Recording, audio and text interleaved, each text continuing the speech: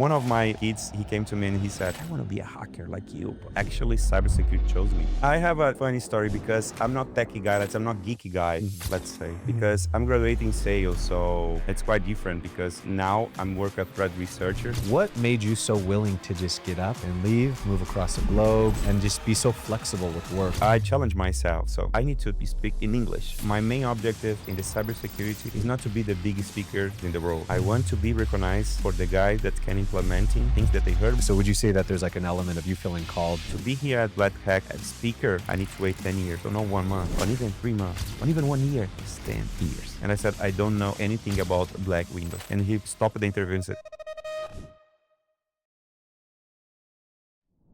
Filipi, pleasure to meet you. no, thank you so much. Thanks so much. It's a pleasure to be here to talk with you. It's always a pleasure to talk about cybersecurity, about everything. I'm super happy to be here. Thank you so much. Awesome. And I think what's kind of cool about our story is we just connected on LinkedIn like a day or two ago. Yeah.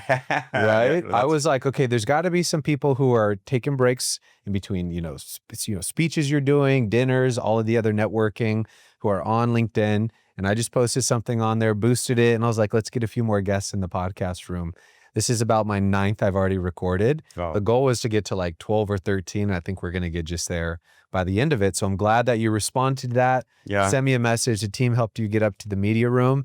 And I think when you first walked in, you were like, oh, wow, this is a proper production. Yeah, definitely. And it is an interesting story because I was working one of a friend of mine, and she sent him a message about your post on LinkedIn. And she said, so that's a very nice place to be there. I thought, why? Sure, nice. Did you meet those guys? No, I like you can send a message to them and let's see what happened. And I will share with my team. It's another company. We have a partnership with them. And okay, let's try. Let's send a message to them. Let's see. And we are here to talk. It's interesting. That is the power of LinkedIn. I tell everybody is like, yes, you have YouTube, Instagram, all these channels, but the targeting you could do in LinkedIn, first, second degree connections, how easy it is to share content is phenomenal. I don't have too much followers on LinkedIn, just 27,000. That's kind of a decent amount. Enough, I think. Yeah, that's enough. I tell everyone, if you think of it, because of all the value you get out of LinkedIn, that's kind of like adding one more zero. That'd be like having 250,000 followers on Instagram. Yeah. So let's get you to the 100,000 follower mark in time. And after this, gets produced, our goal is to boost this to your audience, which we'll talk about. So for the people that don't know you, give us a little more of an intro of your background, how you arrived at Segura, and then what you're doing here at Black Hat. Jesus, actually, I have a funny story because I'm not techie guy, I'm not geeky guy, let's say, because I'm graduating sales. So it's quite different because now I'm working as a threat researcher.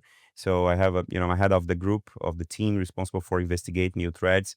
So my journey is coming to the sales and going to the technical. And by the way, I recorded another podcast, and the title of the podcast was The Chosen One. Because the people ask me, how do you start to work in cybersecurity? Actually, cybersecurity chose me. And one guy, giving the opportunity, I'm very grateful for this guy because I'm not the right person that moment to, starting to work in cybersecurity because I didn't have enough skills in that time. But they give me the opportunity. That's the interesting point.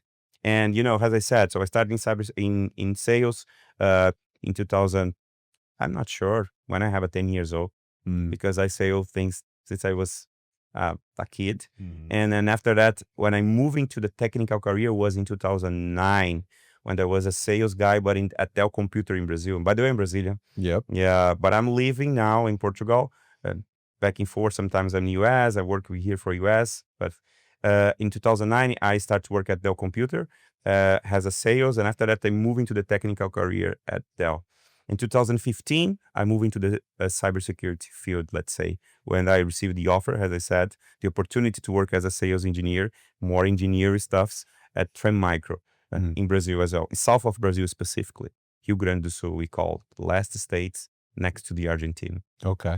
Based on that, I speak Spanish, by the way. Awesome. And my, relationship with Argentina is I'm a gaucho because my university's mascot. I went to UC Santa Barbara, and Gauchos, Argentina. Chimarrão. Every day I drink chimarrão. Yeah, it is interesting because sometimes when I record a podcast, the people ask you, what are you drinking? It's like, chimarrão, and I need to explain what is chimarrão, what is gaúcho.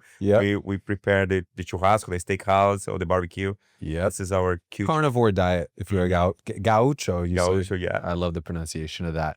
So after 2015, right, you moved into a sales engineering role, so to speak. Then what happened in your career? What was next? So that's another interesting point, just because of my sales background. Because imagine, as a sales engineer position, you need to do the POC, proof of concept, POV, proof of value, to try to convince customers to buy your product, and your product it's really good. So imagine working in a solution that is a protect against the threats like antivirus, IDRs, or something like this. How you can convince the customer that your solution is really good during the POC? They should receive an attack during POC. Don't make sense, right? Yeah. But sometimes when I installed this solution in a company and the company received an attack, the analyst came to me. Did you talk with your friends to try attack us? Yeah. And that time I thought, okay, maybe I need to convince my customer in another way. So based on that, I decided to create an offensive environment and defensive environment. So I explained it to the customers how the attacker really works in a real scenario. And I attack this environment, and after that, I protect the environment. So was there a staging environment that was set up to simulate? Exactly. To simulate things. Based on that, I could, share how the attacker, they create new techniques, and I could, increase my skills based on offensive perspective. So based on that, I started to study a lot of things about offensive security, gain these skills. In 2019, before the pandemic, I received the offer to move into Poland, to working in a big company called APAN System. It's a software house, but I was a part of the red team, let's say. Interesting. You know what I always find fascinating, probably because I've spent so much time in the US, I'll travel within the country, not as much international. What made you so willing to just get up and leave, move across the globe, and just be so flexible with work? Was that stressful at times, or did you just like to travel naturally?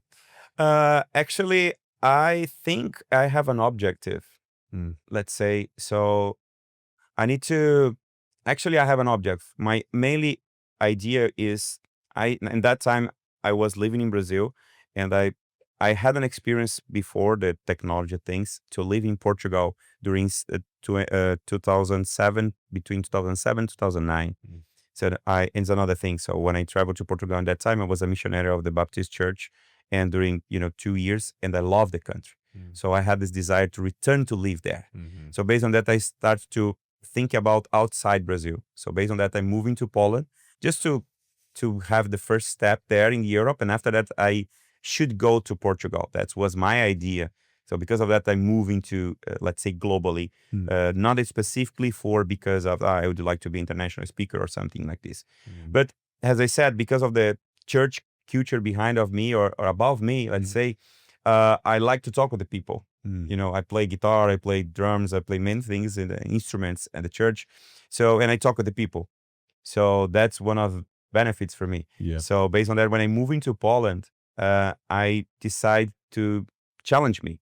So because I was a speaker, Brazilian Portuguese, just speaking Portuguese language. When I moved to Poland, I didn't have the good English at that time, but I challenged myself. So I need to speak in English.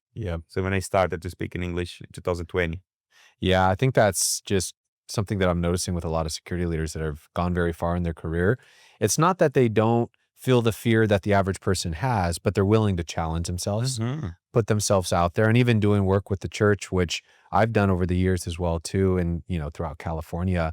I feel like it is sometimes not just my mission, it feels like a calling that you have too. So would you say that there's like an element of you feeling called to even go and travel, either spread the word or just spread your knowledge and insights as well? Exactly, because my main message is always spread something. First, is spread the message of God, and the second one is cybersecurity. So it's always spread the message. That's it. And because that's interesting point is, my main objective in the cybersecurity is not to be the biggest speaker recognized in the world. I want to be recognized for the guy that can implementing things that they heard by me next Monday. In their job. To make their life different. It's the same case with the God. So I can go to the church on Sunday, but I will do my life different on Monday. when I go to job, when I go to my work on Thursday, Tuesday, when I go to Wednesday, when I talk with the people. So that's my main mission in cybersecurity, to talk with the people and to change lives. That's amazing. And that's why, I mean, like, we're here, right? We want to help give people a platform. We've worked with enough security companies over the years, from the largest, the Ciscos of the world, to well-funded companies that have gone public, like Security Scorecard, Webroot.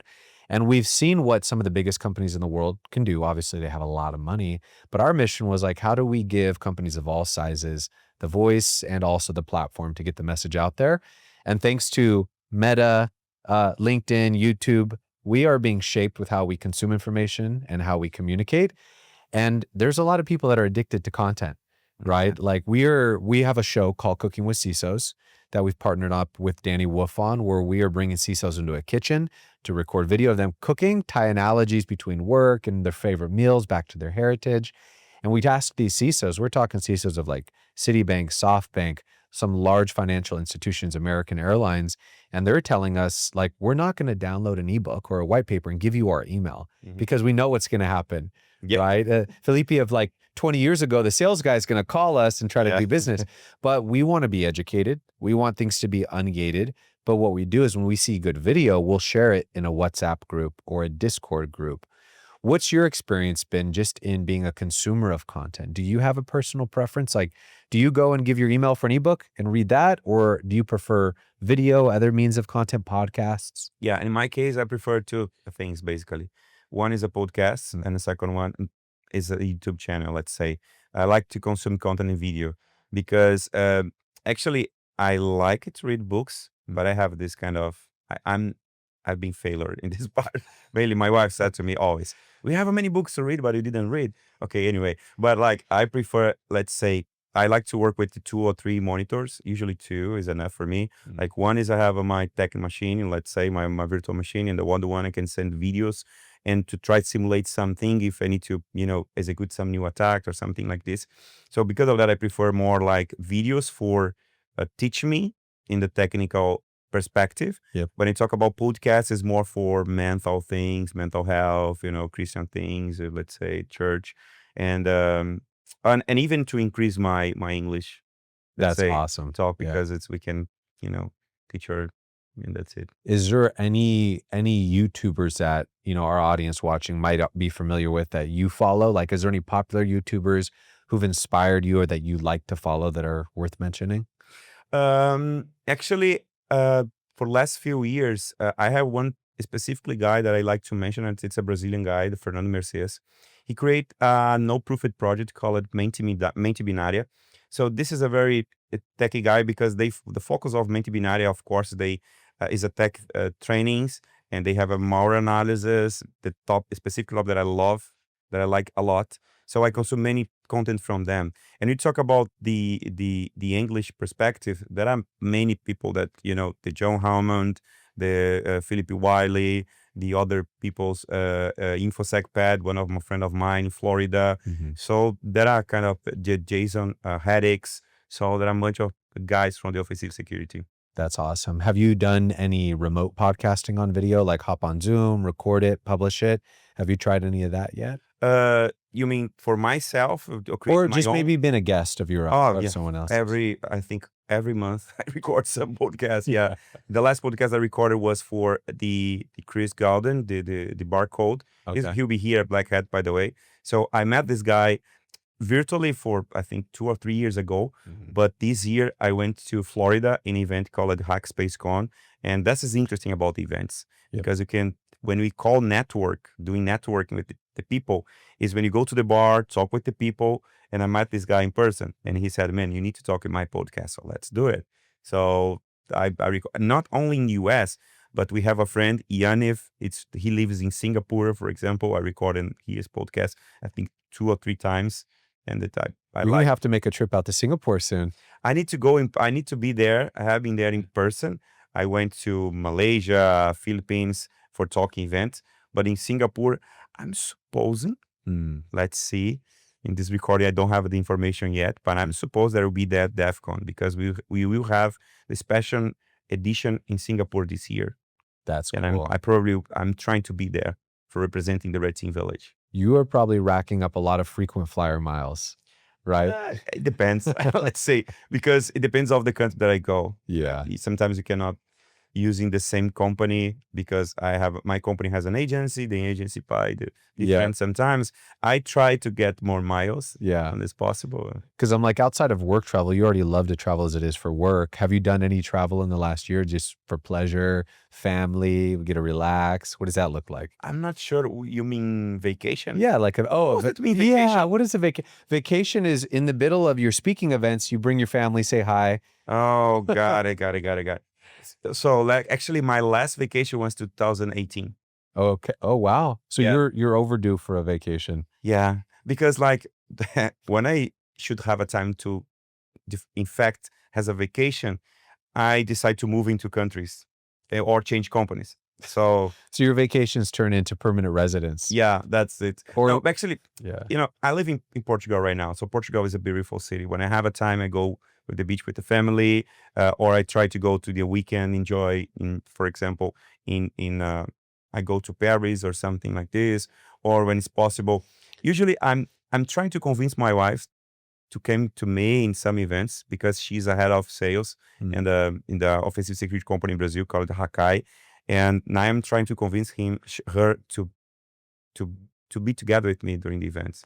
Yes. She need to be in some events. So Yeah, what we had this year was a very special year for me at Black Hat because I've been coming for 4 or 5 years, go to RSA, and our kids are a little older now, 6 years old, my son, and then my daughter is 10. My wife works at our company, so was at a university prior, in California, University of Davis, California. And then I was like, we need help at the company. I was like, I think you could retire from there, get your pension. And this week they were here. So they were over at the Luxor while we were here doing our podcast. And the kids got to come in and they were like, Dad, are you filming a movie? In their mind, they don't know what's going on. They just look at the content that's on YouTube. And my son will literally just look at our Cyberwhyze YouTube channel to see, because we have like a daily vlog. that is interesting. It's Sweet, it's lovely because I have twins. Okay. They are 10 years old. Oh, awesome. So it's the same case. So they saw on YouTube channel. So you are a rock star? No, I'm your father. No, I saw you on TV. No. One of my kids. He came to me and he said, "I want to be a hacker like you, boy, like your father." So, and for example, I went to the Black Hat and pick up my badge and the backpack. And then when I pick up my backpack, I have a twins. And I said to the lady, "Oh Jesus, I have a twins." And she looked at me. Okay, I give another one back. Oh, that is so sweet. Because if you bring home one backpack, you better bring. You know what I mean? Yeah, exactly. Yep, I have to be careful because I'll go get my son some Legos, and then I'm like, okay, I got to go over to the store, get my daughter some fingernail polish or something like that. No, but it was special because as much as I knew they were over there and I wanted to just spend time with them, just knowing that they were here. And then they have this like really cool lazy river and wave pool down at the Mandalay. Yeah. So I was like shooting the content. I'd look out the window, I'd see them swimming, and it was just nice to have them all local. Because I mean, at the end of the day, we love security, we love working hard, but we do a lot of this for our family. Exactly. Or a lot of it for the church. There's a bigger calling behind all of this. Without them, I don't think I'd have all the energy and motivation to do this. That's it. That's true. Exactly. They're a big part It's of it. enough, like, energy for God, family, and that's it. All things we do is for family. So to keep our family happy, so you need to have you need to have a job for that. Like if you can work with something that you're passionate, you'll be better. And that's what's important for our kids and future generations to see, like, you can actually create a career that you're passionate about. Yeah. You don't have to be stuck in the cubicle anymore, right? I know that you worked at a university, but still universities are catching up with the times of what does a workforce look like, job market. There's a lot of change that's happening. And maybe that's a good point since you do have the university background, if you want to kind of elaborate on that. Yeah, exactly. So I started to be a professor in 2018 in Brazil, and I was a professor in 3 different universities. And now I keep on being the professor in some Brazilian university, but this year in September, I'll be professor a master degree in Portugal. So I like to teach basically. And one of the things that I like to talk about the new generation is one project that I've been participating right now is a no-profit initiative. We call it Whyze Cyber. So when I say Whyze, you know the accent, and so Whyze is this root. So the idea of the Whyze Cyber is to work with the Spanish people in the US and to help them to start in cybersecurity career. So, for example, in RSA, I was spending 2 hours during the last day in one specific session to review resumes, LinkedIn profiles, and help the people, to get inside of the cybersecurity. This was a super nice experience. Because I have one story to telling you. As one of the guys came to me and they asked me, Filipi, I am, following your career, but I have a problem in my career. I said, what is the problem? I'm graduating biology. And I said, why is the problem? Because I love offensive security. I love cybersecurity, but my background is biology. I'm trying to, doing some certification, studying, doing my post graduations or master degree, but I don't have experience as a graduation. So I said to him, you have a very nice experience in biology. So let me explain. And I said to him, so you know better than me about how the cellulose works in biology, how they can be polymorphic. And yes, I know. So do you know that I'm kind of malware polymorphic as well, the same case? And you look at to me, your eyes shine and wow, you open my mind. Yes. You just using your area to the cybersecurity can use in the same in different examples. You can combine them. And he said, man, I never think about that. Yeah, you can do that. Yeah. So this is make life different, change lives, And that's, I think, proof that you probably are a really great professor too, because some professors will help at a surface level, get you to understand the curriculum, and then some want to see you do something with that education, and they're going to look deeper into the student, peel back the layers, and try to connect maybe what they've studied, interest, the future they want to build. So it seems like you do invest in the students too, and you're really helping them think through. Yeah, that's I was telling you. I don't want to be recognized as a big speaker because I can share many technical, deeply content. Like I prefer to be recognized as I watch the talk that guy and I can put in my job next Monday. You remember that? Yep. I will put in next Monday. That's it. So I gave a talk yesterday night at 8.8 or 8 talk 8 or 8.8. Conference is a small conference, is one specifically suite that I gave the talk here. And the idea was just sharing how the guys can fix misconfiguration in the cloud. So I went to the AWS and I share each step, how they can fix that. And 3 guys came to me in the end of the talk and he said, man, now I know how I need to fix my environment. So that's enough for me. Immediately could implement it. That's enough for me. Yeah. It's this belief that we are here to do good, right? And it's not always to monetize it. And if you have the confidence that if you're operating off of those values of doing good, it will come back. Yeah. And in my mind, I think is if we do good in our business, God will take care of us. And people sometimes think, oh, you're overly confident or overly risky. It's like, no, God is always taking care of this business if we're doing good. Yeah. Right. And then you feel like a little ordained sometimes, like this is our destiny and what we were meant to do.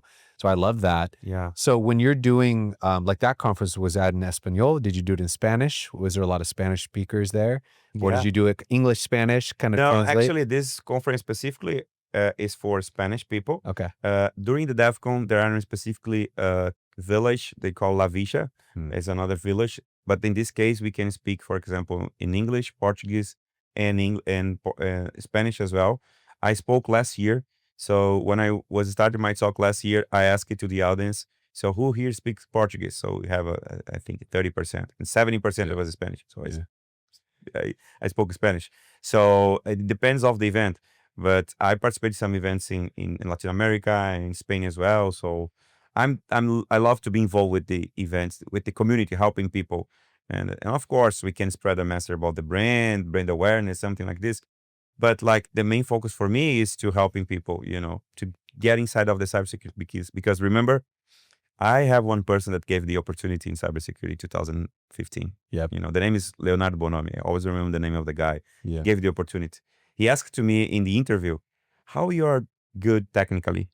And I said to him, it's a very nice question. So I said, so I can work in this way, and explain technically something that I had my strength in my, in the enterprise perspective, in the infrastructure perspective. And after that, I said to him, so when you talk about the CLI, command line interface, but I didn't say CLI because I didn't know. I say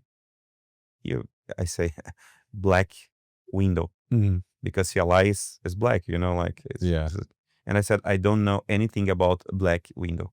Yeah. And he stopped the interview and said, okay, I know that the hard skills I can put in your room and I can teach you. But the soft skills for me is enough. Yeah. They give me the opportunity. That's amazing. That's something that I'm trying to get better screening for in general, right? When we bring people on the team, do values align? What are the soft skills? Some people have hard skills, but they don't have the soft skills. That's harder to work with sometimes because then they won't fit into the culture. Yeah. Right. So, I mean, I imagine you're taking a lot of what's been given to you from your mentors, passing that through, whether the nonprofits, to the students. That's going to be a big part of your mission moving forward, it sounds like. Yeah, definitely. Because of that, I've been involved with the Red Team Village at DEF CON, the Whyze Cyber. I found the Red Team community in Brazil because the idea is to spread the message about the offensive security, not only in events in Brazil, but in Latin America as well. So yesterday, I confirmed that we'll be involved with the ATOC 8 in Chile in November, probably, has the Red Team community helping this event. And not only that, but I'm one of the founders, not founders, but now I'm the leader in organized besides Porto in Portugal. Oh, that's awesome. Yeah, and I have a spoiler. I never say for any place. I will be the founder of Besides Porto Alegre. There you go. I like it. Yeah, let's plant that flag there. Yeah, this is a completely new information. No one know about that. So you guys are also here too for a competition, right? For Secure, is there a venture competition that you're a part of, or any startup? Actually, our company Segura, we are in the market at 20 years old, let's say, more than 20 years. But we are in the moment of the Series B, let's say. Okay. And yeah, we are growing the market, and we are recognized as a PAM solution, privileged access management. But now we know that the market is changed, so we are changed as well. We have a solution, let's say it's more part of product, let's say. We have an all-in-one platform, but we are focused on identity right now. So we have a PAM solutions, we have solution for personal vault, we have a solution for secrets and DevOps and certificate as well. And I'm responsible for talk about this product for customers and partners and events, business event, let's say. And but on the other hand, I'm helping the team because of this investigation that I'm doing. I can bring in new technology to the product. For example, one of the cloud solutions that we have, I create 4 modules of the attack path perspective. So it's nice because you can see your DNA in the product. That is awesome. So for the people that aren't here at Black Hat, maybe just going to be watching this from YouTube, are they going to be able to see any of the other conferences that you're presenting at? Do you have a few more panels or presentations that you're on today? Yeah, today I have a talk at Black Hat here. Okay. I will talk about the API detector, one open source tool that I helped to create, and I'm involved to create some tools in the cybersecurity perspective, and I have 4 talks, 2 talks, 1 workshop at one panel at DEF CON. So 1 workshop at Red Team Village, 1 panel at Adversary Village, and another workshop at Adversary Village, and 1 talk at Cloud Village. So that's my next talks event. And I have another event in Brazil in September. It will be focused on OSINT, open source intelligence. So I'll be talking about how the attacker specifically about one investigation that I made for info stealers. And yeah, in November October I go to Besides New York. I will be talking there. So if you're watching, so let's meet in Besides New York. And I will be involved with Authentic in California. The event will be I think in October as well. Okay. I have a few events. That's where we're located. We're in Northern California, pretty close to San Francisco. Oh, so we'll have to circle back on that. Yeah, definitely. Maybe we'll send a videographer out to follow you for the day in the life of Filipi. Yeah, definitely. We'll be cool. Yeah, I'll be there. Yeah. That's awesome. Well, I don't want to take up too much of your time. I know you got a busy, few days ahead. Still, you're going to be here probably through the weekend or through DEF CON, I'm assuming, right? Exactly. Awesome. Well, if there's any messages you want to share with our audience and whoever's going to see the video, feel free to, share one more closing note. Yeah, for sure. I think my main message here is the people asking me, how did you get this success in your career? And the simple answer is respect your journey. Your journey needs to be respected, because nowadays the people needs to be fast for many things, but need to respect your journey. So to be here at Black Hack at speaker, I need to wait 10 years. Yeah. So not 1 month, or even 3 months, or even 1 year. Was 10 years. So respect your journey and enjoy your journey. Absolutely. There's a saying that people overestimate what they could do in a year and they underestimate what they could do in a decade, right? And I've even seen it like 5 years ago. I didn't think we'd be where we're at right now. And I'm sure the same is the case with you. Yeah. So it is a game of patience and humility as well too along the way. And just, you're going to always feel fear maybe before you get on stage, those nerves, but lean into it, right? Like absolutely lean into it. And then I just like the underlying mission of doing good, not always trying to monetize everything, every relationship, but pull value out there. Yeah. And in our, you and I share this belief that God will bring it back full circle to take care of you and the people around you. Exactly. Well, I appreciate the time on the show, Filipi. Thank you so much. It's been a pleasure, man. Yeah. Thank you so much. Yeah. A pleasure. Take a care. pleasure.